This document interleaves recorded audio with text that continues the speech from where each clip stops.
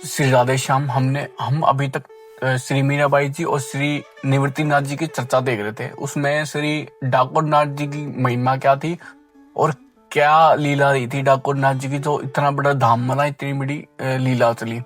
हम तक अभी तक देख चुके थे। ये आगे से चर्चा श्री निवृत्तिनाथ जी और श्री मीराबाई जी की होगी। श्री निवृत्तिनाथ जी डाकोर नाथ की जब लीला बता रहे थे तब धीरे धीरे उसके मतलब बार बार में मीरा की तरफ देख रहे थे, बार बार बीच बीच में। वह मीरा एकाग्र होकर, बिल्कुल एकाग्र होकर सुन रही थी। लगता था मानो उसके प्राण कानों में या बसे हों और आंखों में बसे हों। संत के मौन होने पर उसकी पलकें अवश्य झुक गई, किंतु वह प्रस्तर मूर्ति बाती बैठी रही। कुछ समय बाद उसे श्री निवृत्तिनाथ जी की ओर देखा। वह दृष्टि में उसकी दृष्टि में एक प्रश्न था। उस प्रश्न में कुछ कहना चाहती थी कि बेटा, उन्होंने पूछा। उन भक्तराज ने भगवान को प्रत्यक्ष देखा था। क्वेश्चन मार्क था मीराबाई जी का। देखा हो शायद, क्या शायद से काम चल जाएगा? मीरा ने पूछा गंभीर होके। बिना देखे कैसे विश्वास हो, और विश्वास हुए बिना जब तक उसका अभाव जीवन में नहीं व्याप्त होता, किसी की रुचि उसकी ओर हो गया नहीं।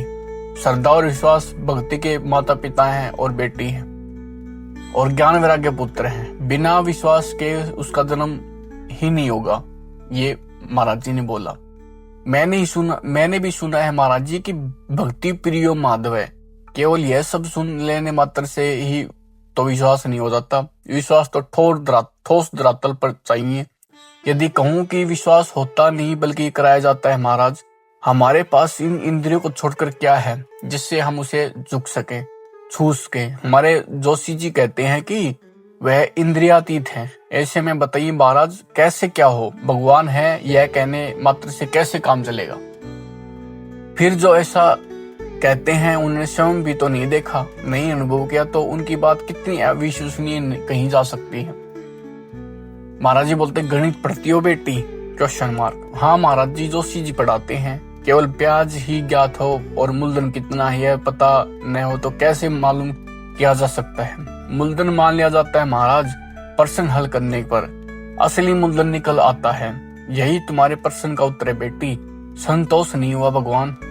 तुम्हारी यह देह जड़ है कि चेतन? लगती तो चेतन है किंतु है जड़।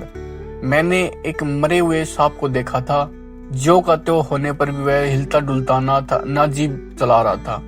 लगता था कि चेतना देने वाला तत्व इसमें निकल गया है।